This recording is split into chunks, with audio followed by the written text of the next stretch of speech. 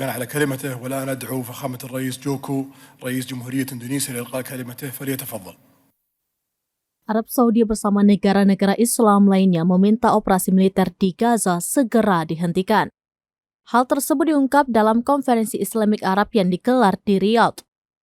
Arab dan negara-negara Islam mengatakan Israel bertanggung jawab penuh atas kejahatan terhadap warga Palestina. Keterangan itu dikutip dari Reuters pada Minggu 12 November 2023. Pangeran Arab Mohammed bin Salman atau MBS mengajak para pemimpin negara-negara Islam untuk mengumpulkan kekuatan dalam mendesak Amerika Serikat dan Israel untuk mengakhiri perang di Gaza.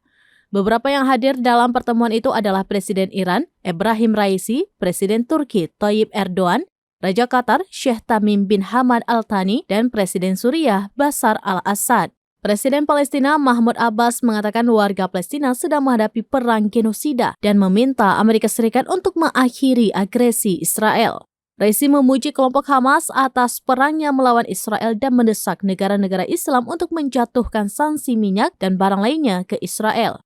Sementara itu, Erdogan meminta agar komunitas perdamaian internasional segera mencari solusi konkret atas konflik Israel dan Palestina. Raja Qatar mengatakan negaranya akan memediasi untuk pembebasan tawanan Israel dengan harapan akan ada kesepakatan perdamaian.